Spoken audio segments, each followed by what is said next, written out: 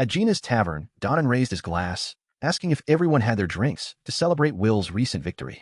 The group at the table raised their glasses, cheering and thanking Will.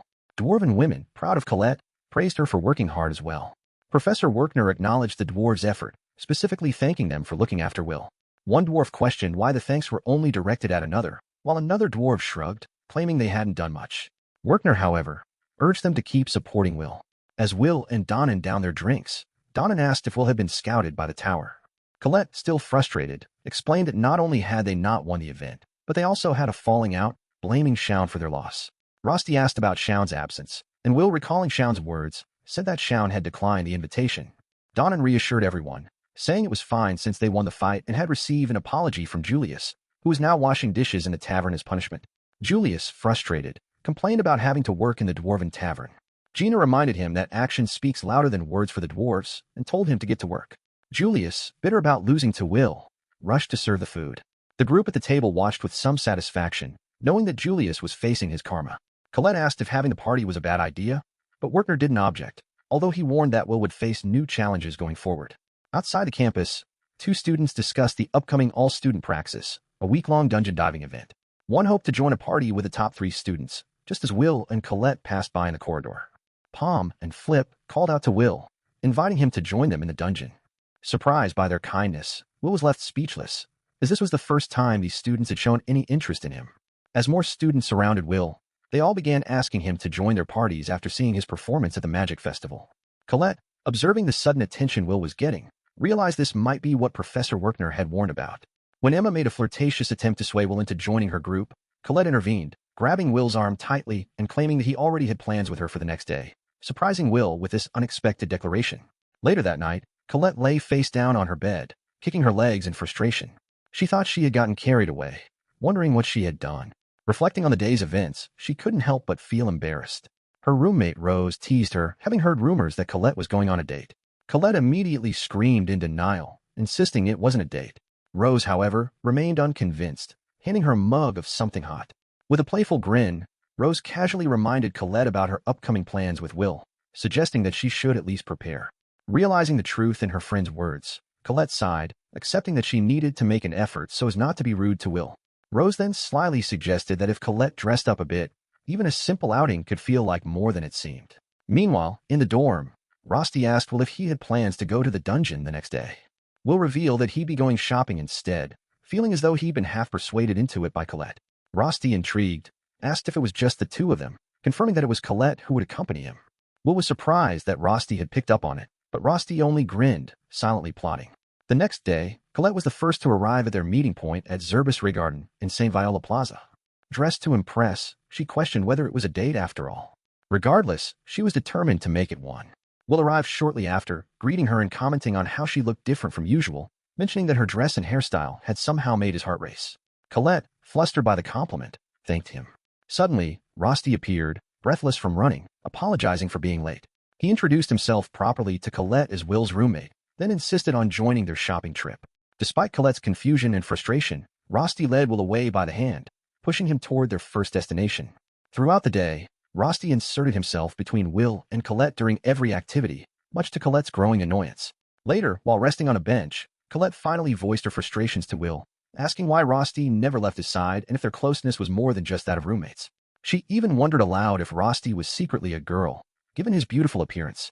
Will, oblivious to her concerns, reassured her that Rosti was indeed a boy and made an offhand comment about Rosti being quite handsy. Just as Colette was about to respond, Rosti returned with only 2 drinks, taking a seat closer to Will and offering to share his. Observing Rosti's scheme, Colette offered him her drink. Rosti then suggested that Will head to the forge to have his sword maintained. Reluctantly, Will agreed and left them alone, leaving Colette and Rosti sitting by the fountain. Colette, no longer able to hold back, bluntly asked Rosti if he saw Will as more than just a friend. Rosti, without hesitation, leaned in close, knocking over Colette's drink and admitted that he loved Will more than anyone, even more than Colette herself. Enraged, Colette sat up straight, forcing Rosti back. She angrily reminded Rosti that she and Will used to hug all the time until 4 years ago, referencing her own connection to him. Rosti, unfazed, shot back, claiming that while Colette may have hugged Will, she had never taken a bath with him like he had.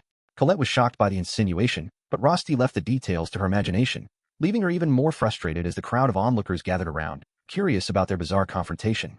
The scene shifts to Will walking down a narrow street, contemplating the peculiar behavior of the others and questioning whether there was tension between them. Lahanna, waiting in a dark corner, calls out to him as he approaches. Will recognizes her as Lahanna Owenzos, known for her excellence in spellwork and academia. Lahanna requests a moment of Will's time, asking him to follow her to the Urbis Rigerton coffee house. There, she introduces him to Wignall, Shaun, and Julius, who are already waiting. Lahanna announces her intention to form a party with the 5 of them for the upcoming All-Student Praxis dungeon dive. Shaun, visibly annoyed, questions Lahanna's decision, while Julius expresses doubt about Will's usefulness, suggesting that his lack of search abilities could hinder their progress. Will, feeling the sting of their disdain, is disheartened. Wignall intervenes, using illusion magic to create a calming atmosphere and defending Will's potential. Lahanna explains her rationale, stating that Will's unique skills could complement their team, and his recent performance at the festival impressed her. Julius and Shaun, resentful of Will's success, challenge Lahanna's judgment, but Wignall counters by emphasizing the importance of strength and agility, even if it's not refined. Lahanna reveals her personal motivations, explaining her need for exceptional results due to her family's precarious situation and her ambition to become a Magiavander. She proposes that if Will finds the arrangement beneficial, he should signal his acceptance by dropping a coin into the goblet.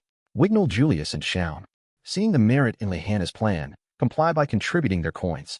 Meanwhile, Colette and Rosti are waiting for Will, growing concerned when he does not appear at the forge. As they spot him, Colette rushes over to ask where he has been.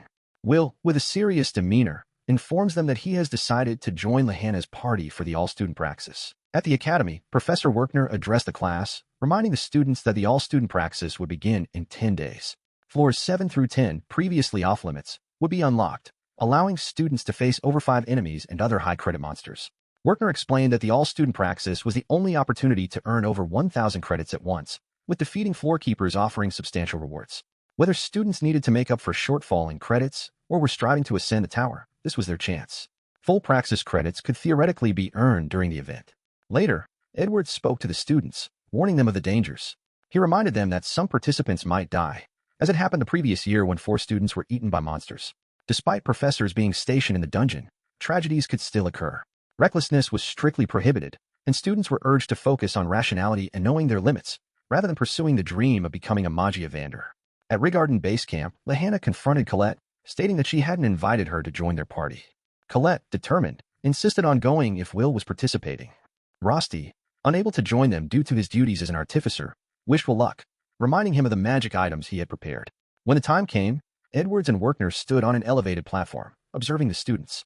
Edwards checked his watch and announced that it was time to begin the All-Student Praxis, also known as the Field Intensive. He explained that the students had 1 week to survive in the dungeon, with base camp set up on each floor, up to the 10th. Werkner reminded them to use their maps and retreat to safety if necessary. With that, the event commenced. In a forest-like area within the dungeon, a hooded character appeared, muttering in frustration about a mission, tasked with retrieving something covertly, which had been poorly timed to coincide with the students' festival. Nearby, a misty figure was seen gripping an unfortunate victim's neck, whose body fell, leaving only a fist as a gruesome stand for the detached head. As the hooded character approached the lifeless body, he remarked grimly that they now had no choice but to end the students. The misty figure stood holding the detached head, red liquid dripping from its gloves.